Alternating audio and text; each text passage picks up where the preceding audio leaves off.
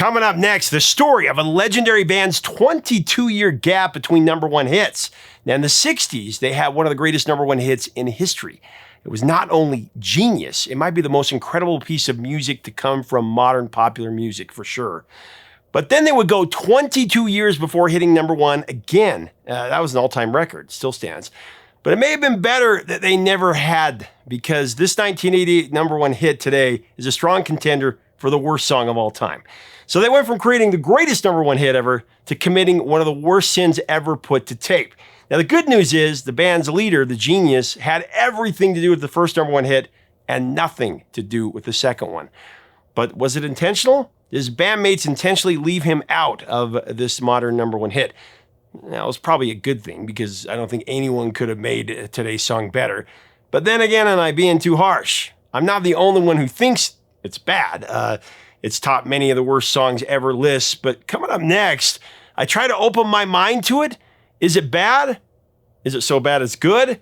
Or is it an unrealized classic? Let's get into it next on Professor of Rock. Hey, music junkies, Professor of Rock, always here to celebrate the greatest artists and the greatest songs of all time.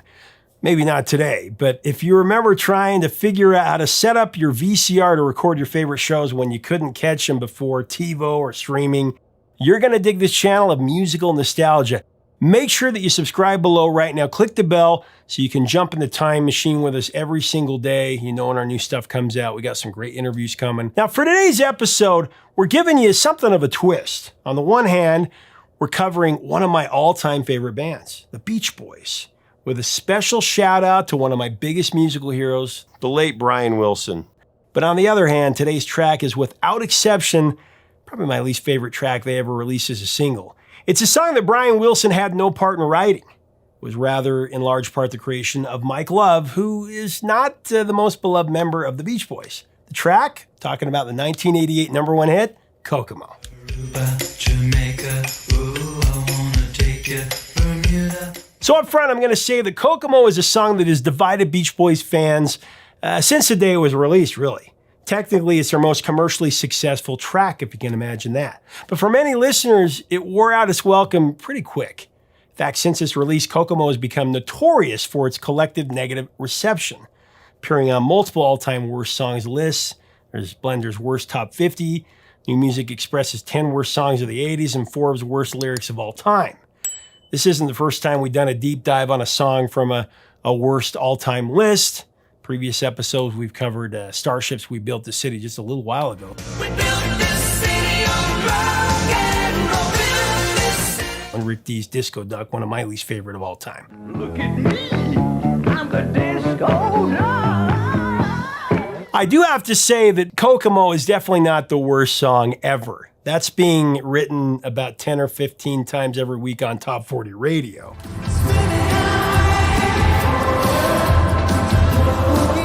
Kokomo, it holds a strange place in the lore of the Beach Boys. I mean, Brian Wilson is arguably the greatest musical genius who ever lived. The other leader of the Beach Boys, he's had his share of, let's say, moments. And you know what? The way he's treated Brian Wilson over the years is just offensive. But you know what? Brian's had his say as well. No, I don't like Mike Love at all. No. Why is that wrong? Because I don't like his attitude. Today, it's the story behind the Beach Boys' most infamous island track. Also, the story of Brian Wilson and some other great stories in this. At the end of this, you can make your informed decision about whether to exile this song from your playlist or bump it up in your queue. Let's get into it. January 20th, 1988, the Beach Boys were inducted into the Rock and Roll Hall of Fame. It was a pretty epic evening, especially, since the Beatles and Bob Dylan were being inducted as well. But when it came time to make speeches, it started off pretty well for the Beach Boys. Heartfelt words from Brian and Carl Wilson. Thank you, Elton, for that wonderful induction. However, when Mike Love stepped up to the mic, everything proceeded to go off the rails. For those who may not have seen it, Mike delivered a now infamous speech that was supposed to be about harmony. Now that's a bummer, because we're talking about harmony, right, in the world. but in which he took a couple of pot shots at his fellow musicians, calling out the Mop Tops. We did about 180 performances last year. I'd like to see the Mop Tops match that. Stones, he called out Bruce Springsteen, he called out Billy Joel. I want to see Billy Joel, see if he can still tickle ivories. Let me see. Resisting all attempts at Paul Schaefer trying to play him off the stage, Mike Love continued his crazy rant until no one could believe what they were hearing. A lot of people are going to go out of this room tonight thinking that Mike Love is crazy. Well, they've been saying that for years. Including Elton John, who was tasked with inducting these guys. Thanks, he didn't mention me. Likewise, Bob Dylan said in his induction speech, "I want to thank Mike Love for not mentioning me." And I want to thank Mike Love for not mentioning me. I play a lot of dates every year, too. Peace, love, and harmony is greatly important indeed. But so is forgiveness, and we got to have that, too. It was a not-so-subtle response to Love's soapbox lecture. And harmony is greatly important indeed, but so is forgiveness, and we got to have that, too. Reportedly, after Mike's speech, when Carl Wilson left the stage, he gave Paul Schaefer his Hall of Fame award and told him his career was over. The whole incident was as damaging to the Beach Boys' image as it was unexpectedly bizarre. The reason I'm telling you this story is that I want to highlight the character of one Mike Love before we get into the song. Or in other words, I want to give you a feel for the man behind Kokomo. His personality, it's a far cry from the humble brilliance of Brian Wilson, I have to say. So months later, after the induction, Mike Love received a call from producer Terry Melcher. Terry invited Mike to come to his studio in Santa Monica. He wanted some help on a song for an upcoming movie about a New York bartender who moves to Jamaica. This film, it was Cocktail, starring actors Tom Cruise and Elizabeth Shue of Karate Kid fame. This is the big time. Are you ready for the big time, young Mr. Flanagan? I think I can handle it. At the studio, Melcher played Love, a verse written by John Phillips of the Mamas and the Papas, and Scott McKenzie, who of course wrote San Francisco, Be Sure to Wear Flowers in Your Hair. Famous parentheses song there.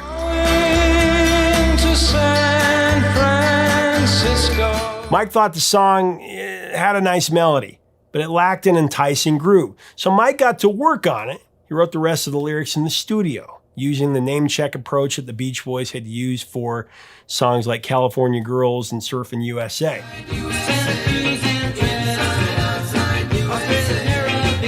Of course, I'm talking about Aruba, Jamaica, Bermuda, Bahama, Key Largo, Montego, and Kokomo.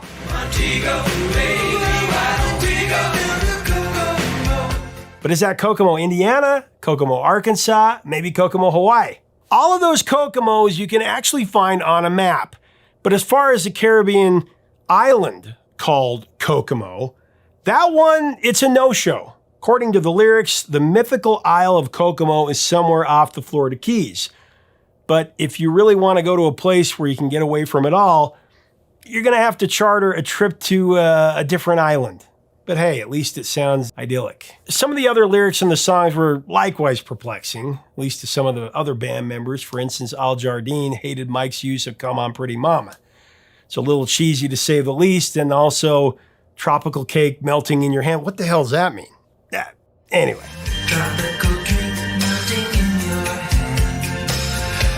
But you know what? Mike Love went with it anyway, feeling like it had universal appeal. In the second verse, Mike pushed the Beach Boys in an edgier direction with the phrase, "Give me a tropical contact high." And in his biography, Good Vibrations, Mike actually said a contact high was slang for inhaling marijuana smoke. But he also said it worked as a sexual double entendre as well. Classic.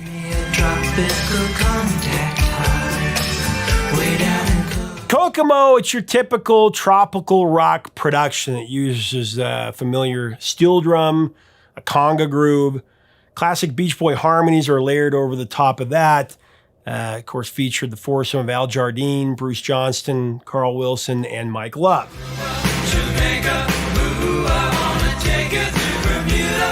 A number of other musicians are credited to the track as well, with a long list of instruments: acoustic guitar, slide guitar, bass, mandolin, drums, accordion.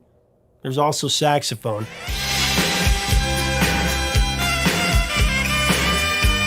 But as I mentioned, Brian Wilson was not on the recording, and he didn't have a role in writing or producing the song. Thank heavens. So the movie Cocktail turned out to be a much bigger hit than many had anticipated. It was filmed on a budget of only $20 million, which for a Tom Cruise movie is pretty low. It grossed $171 million worldwide, making it the 8th highest grossing film of that year. However, it was absolutely savaged by critics, both then and now. For example, back in the day, Roger Ebert said, "The more you think about what really happens in Cocktail, the more you realize how empty and fabricated it really is." Today on Rotten Tomatoes, it holds a 9% critic score and 58% audience score. Even Tom Cruise has said the movie was not a crowning jewel of his career. I love you. I want to marry you. Throw this bum out of here! But the movie did the trick for Kokomo, increasing the song's exposure with rising ticket sales. As for the Cocktail soundtrack, with little exception, it's mostly forgettable, and actually it includes another worst list song contender with Bobby McFerrin's "Don't Worry, Be Happy." Don't worry, be happy.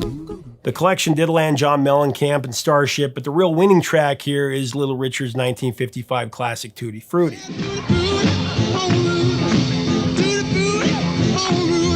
In the end, Cocktail more or less mirrored the fate of Kokomo. Both were flashes in the pan commercial hits that have since been lambasted by critics and fans alike. It has been an adventure. So according to Mike Love, their label Elektra didn't do much to promote the song. The band had to hire their own promoters to get Kokomo some airplay, beginning on adult contemporary stations and then on top 40 radio. But make no mistake, Kokomo, it caught on quickly. By November, it had overtaken Phil Collins, climbing to #1 on the Billboard Hot 100. It's also #1 on the Cashbox chart, and it went to #5 on the adult contemporary chart. The song was the first Beach Boys original top 20 single in 20 years. Their first #1 hit in 22 years, making it the longest interim between #1 hit songs by the same group ever. Not since they released Good Vibrations in 1966 had the Beach Boys made it to the top of the charts. Now beyond that, Kokomo became a worldwide phenomenon. It became a fixture in dentist offices, elevators, grocery stores, pretty much everywhere. Sorry.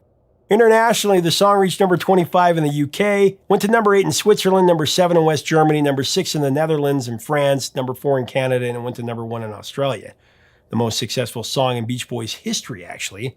The sale contributed to the sale of over 7 million records worldwide when you include the single, the Cocktail soundtrack, and then another Beach Boys album that found its way into the mix that was included on 1989's Still Cruisin'. Still cruising after all of these years. Still Cruisin' was released on August 28th of 1989. It was the Beach Boys' 26th studio album, although that is a little deceptive because its contents weren't entirely new material. After Kokomo made it big, the band, this time including Brian Wilson, they assembled a collection of recent releases and classic hits, several of which were featured on movie soundtracks aside from Kokomo. There was Still Cruisin' from Lethal Weapon 2 and Make It Big from Troop Beverly Hills.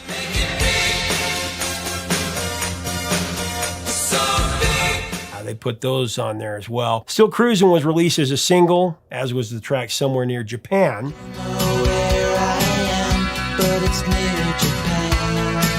The old favorites rounding out the end of the album included I Get Around, Wouldn't It Be Nice, and California Girls. I wish they all could be California. Let's just say it was an uneven collection of tracks. The album was pretty much panned by critics, but in spite of the poor critical reception, still certified gold in the US in 1989 and actually has gone on to certify platinum. The music video for Kokomo was shot outside the Grand Floridian Resort at Walt Disney World. It featured the band on stage in a beach setting, surrounded by girls in bikinis, of course, and Mike Love miming the saxophone. In reality, it was actually Joel Peskin who played the sax on the track.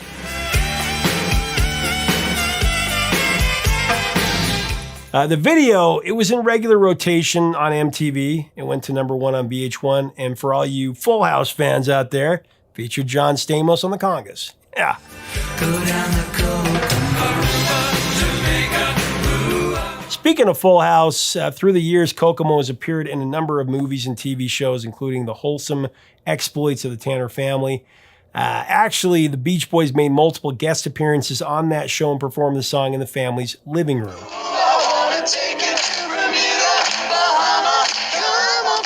What an embarrassing time for the Beach Boys. I'm sorry. I'm just going to be real honest here. I hate when that happens, Mike.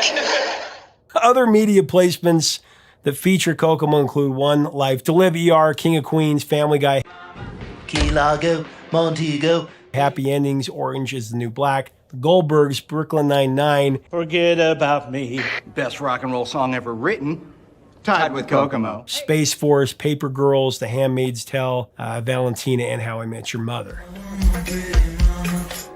All right, I guess you have a point. So they just used it brilliantly in the show Son of a Critch. You got to see that. The main character loves the song, and I'll admit it made me smile, and it made me remember the first time I heard Kokomo. Man, Son of a Critch is so good. Check it out. It's on Netflix. Kokomo has also been covered by the Baha Men, Off the Florida Keys. Wilson Phillips, Kelly Clarkson, the Black Crowes, Jimmy Buffett, with the Beach Boys, And perfect our chemistry. Christopher Cross with the Beach Boys,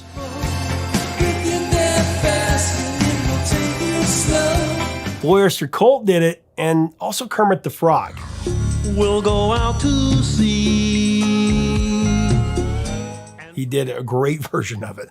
Kokomo is the Beach Boys' 5th most streamed song ever, tallying over 300 million streams. Wouldn't it be nice? Good Vibrations, Surfing USA, and God Only Knows all come ahead of it, thankfully. Okay, so here's the thing about Kokomo. Kokomo became so overexposed that it was inevitable that there would be backlash. That's what happens with these songs that go big so fast. Long gone were the days when the Beach Boys were actually boys having fun in the sun. By the late 80s, the boys had become the middle-aged beach men, really, grinning like an oldies act in their Hawaiian shirts. To some, it was kind of cringeworthy. I think for a lot of people, this cheesy aesthetic had a diminishing effect on the band's legacy at that moment, and was at times just downright embarrassing.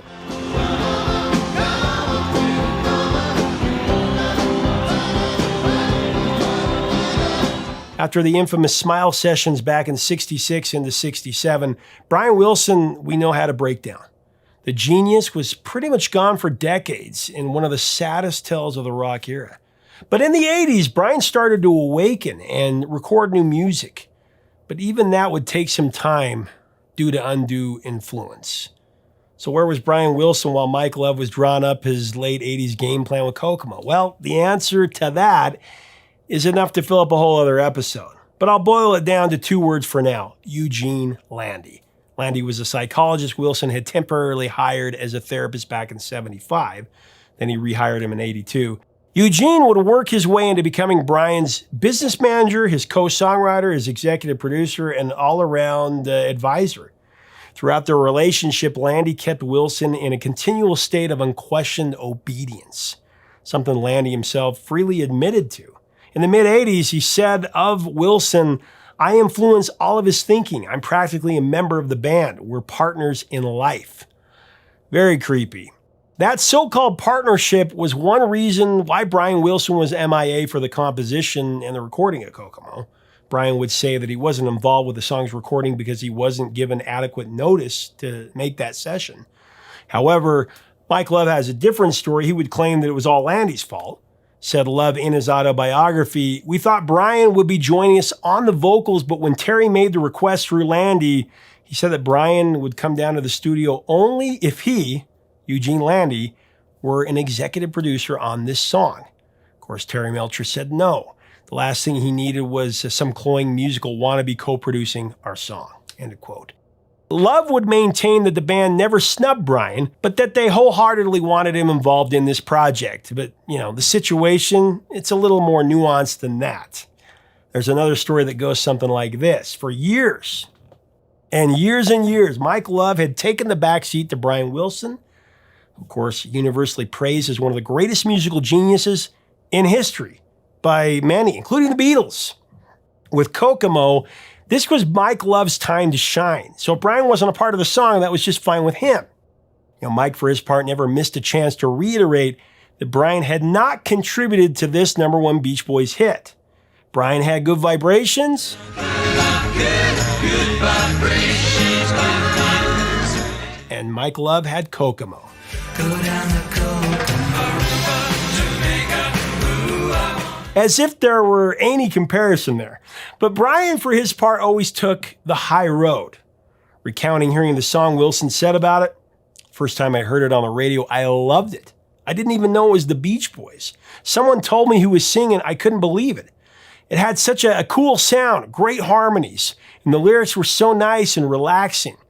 And after that, Brian then asked somebody, can we go there? Sorry, Brian. Mike just kind of made it up. Can I just take a moment and say what a great human being Brian Wilson was? Class act, musical genius, such purity. When I got to interview him, I knew that was the peak of everything I'd ever do in this. What a loss. Truly, what a loss. Around the same time Kokomo was released in the summer of '88, though, Wilson released his first solo album, the self-titled Brian Wilson.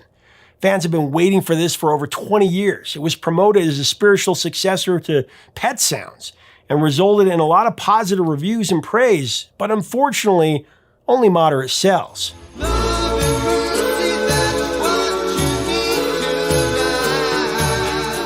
Incidentally, Eugene Landy is credited as executive producer. That's a story for another day, though. Eventually, Brian would get away from Landy, and he would finish his magnum opus, Smile.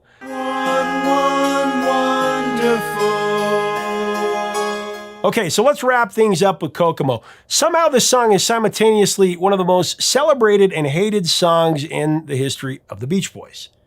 It depends on who you ask. For those who enjoy the middle-aged Beach Boy aesthetic and don't mind a lot of Mike Love, it's a jaunty little island tune. Harmless, fun even. But for the most part, it's a bastardization of the Beach Boys at their best.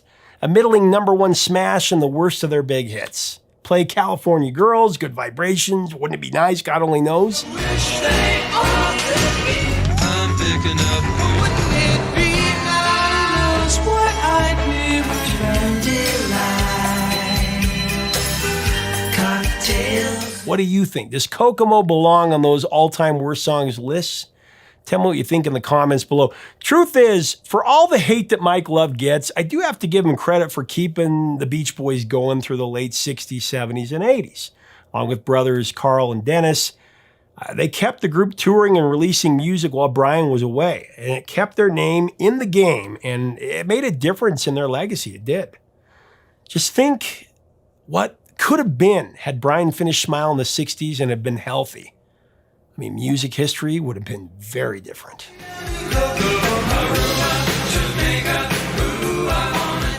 Thanks so much for watching. Leave us a comment about the Beach Boys and Kokomo, Brian Wilson. What are your memories of the song? Do you think it's the worst ever? What do you think about Brian Wilson's album that came out at the same time? The Beach Boys output with Brian, without, in between. Let's have a great discussion below. If you like our content, we invite you to subscribe below. We would love to have you as part of our channel. Till next time, 3 chords.